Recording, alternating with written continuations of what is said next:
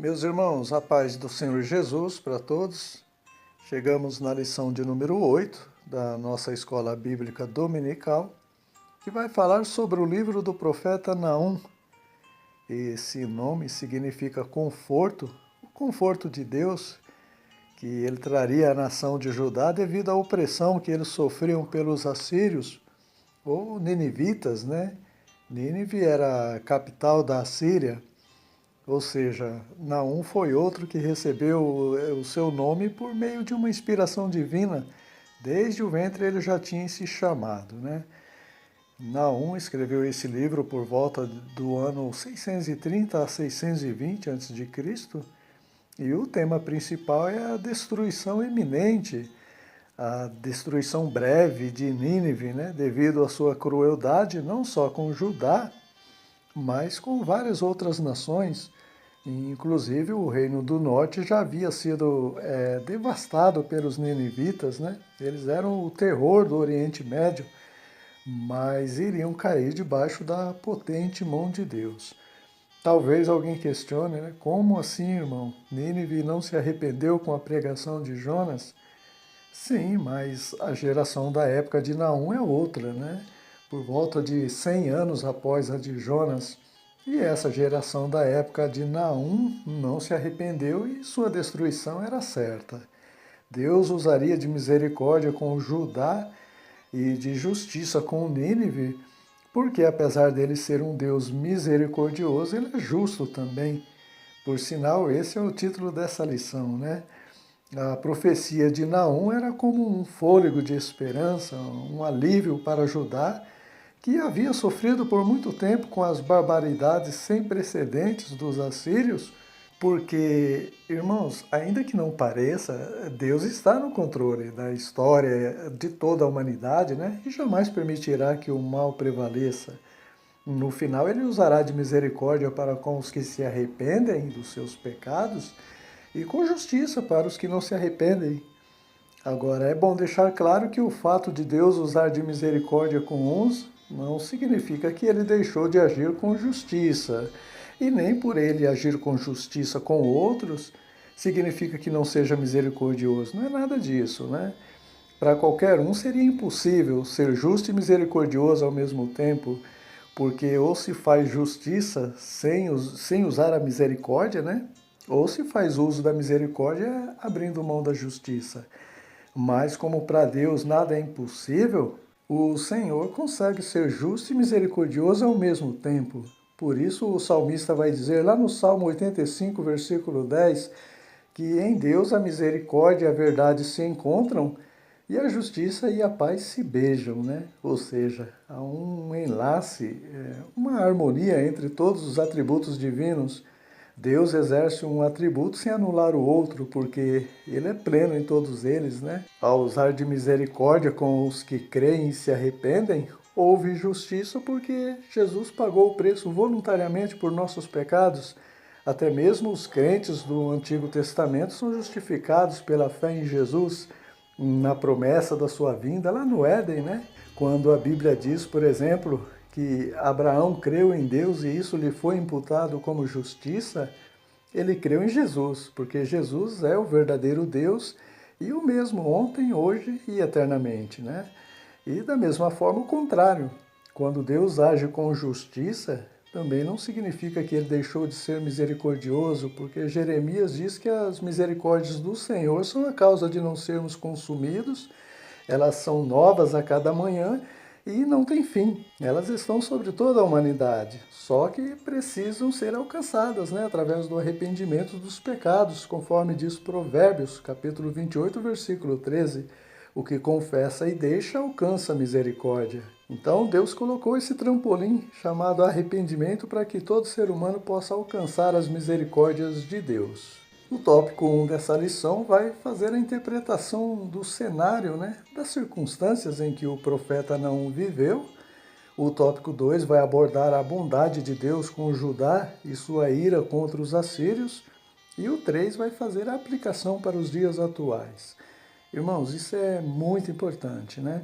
Fazer a aplicação para os nossos dias. Não adianta eu fazer uma excelente interpretação de um texto bíblico e não saber onde aplicar no meu dia a dia, né?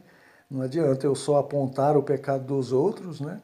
Porque eles devem servir de exemplo para mim, a fim de que eu não faça o mesmo e não sofra as consequências também.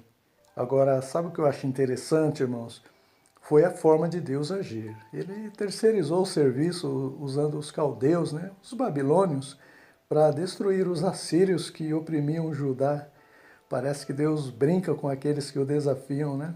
O Senhor faz com que os inimigos do seu povo se matem uns aos outros. Deus poderia destruí-los com um sopro, né? Com o seu hálito apenas, conforme disse Jó, mas seria, entre aspas, injusto, né? Só para os irmãos terem uma ideia, quando Senaqueribe desafiou a Deus, um único anjo do Senhor destruiu 185 mil desses soldados assírios, né? Por isso Deus usa alguém que está no mesmo nível que os assírios, os caldeus, para destruí-los totalmente, né? No juízo final, sim, Deus vai aniquilar todos os ímpios pessoalmente e tratar com os caldeus, né? Tratar com os caldeus também, porque o fato de alguém fazer algo para Deus não significa que tenha crédito com ele ou que Deus lhe deve favores, né? Bom, tem uma lição muito importante que tiramos do livro de Naum, dentre outras, né? Mas nós vamos citar apenas uma que já será o suficiente. E a lição que eu aprendo aqui, a principal desse livro de Naum, é que não adianta se arrepender uma vez ou outra apenas, como os ninivitas fizeram na época de Jonas, né? É necessário se arrepender sempre que pecar. As misericórdias do Senhor não têm fim sobre aqueles que se arrependem também até o fim, né? As gerações futuras de Nínive não perseveraram em temer ao Senhor e Deus traria juízo, confirmando o que o profeta Ezequiel disse, que o pai não levará as maldades dos filhos, nem os filhos levarão as dos pais, e a alma que pecar, essa morrerá, né? Obviamente, a alma que se arrepender, essa viverá também, né? A salvação é individual. Irmãos, Deus não tinha nada contra a placa, o nome Assírio ou Nínive, né? Mas contra aqueles que não se arrependeram. Por isso que ninguém deve sair por aí julgando placas de igrejas, né? Primeiro porque, por enquanto, não somos juízes. Segundo, porque também somos pecadores. E terceiro, porque dentro de cada denominação, independente da placa da igreja, tem salvos e perdidos, né? E só Deus conhece quem é quem. Então, não se acomode se seu marido é crente e você não é, ou se sua esposa é crente e você não, ou os filhos, os pais, enfim, né? Ninguém vai de carona para o céu. Arrependei-vos e convertei-vos para que sejam apagados os vossos pecados, né? Sabe o que acontece, irmãos? As pessoas às vezes confundem salvação com o resgate que Deus fez do justo Ló, né? Quando de mãos dadas com o anjo escaparam a mulher de Ló, ainda que ela ficou pelo caminho porque olhou para trás e virou uma estátua de sal, e também as filhas de Ló. Ou Noé também, que era justo aos olhos de Deus e toda a sua família entrou na arca. Só que em ambos os casos não tem nada a ver com a salvação eterna, né? Apesar de Jesus usar os dias de Noé como referência para a sua volta. A ênfase de Jesus ali é a iminência, né? A sua volta repentina e o despreparo do povo. Se você observar o contexto, as duas filhas de Ló embriagaram o próprio pai para terem relações com ele a fim de conservarem a descendência, demonstrando assim total falta de confiança em Deus. E desse incesto vieram os amonitas e os moabitas, inimigos ferrenhos do povo de Deus. Também um dos filhos de Noé, chamado Cão, deu lugar para o cão e aproveitou da embriaguez do pai para ver a sua nudez, né? Vindo também a ser amaldiçoado por isso. Interessante que nos dois casos a bebida foi um instrumento usado pelo diabo. E tem gente que acha que beber não é pecado, né? No mínimo conduz ao pecado, porque um abismo chama o outro, né? Não é o caso dos ninivitas da época de Jonas, porque Jesus disse que aquela geração se arrependeu mesmo, se arrependeu para a salvação, ou seja, eles perseveraram em temer a Deus e se afastar do mal até o fim da vida. Partiram para a eternidade arrependidos e vão se levantar no dia do juízo para julgar e condenar com Cristo aqueles que não se arrependeram, né? Se alguém não se lembra, Jesus hoje é o nosso advogado e nós somos como os réus acusados pelo promotor, o diabo, né, diante do juízo, Deus Pai, e estamos rodeados por uma tão grande nuvem de testemunhas. Mas no dia do juízo, aí sim, nós julgaremos com Cristo o mundo incrédulo e os anjos decaídos, né? Paulo disse isso para a igreja de Corinto. Seremos como corregentes de Cristo e com vara de ferro regeremos as nações no milênio. O Senhor Jesus disse isso também lá no livro do Apocalipse.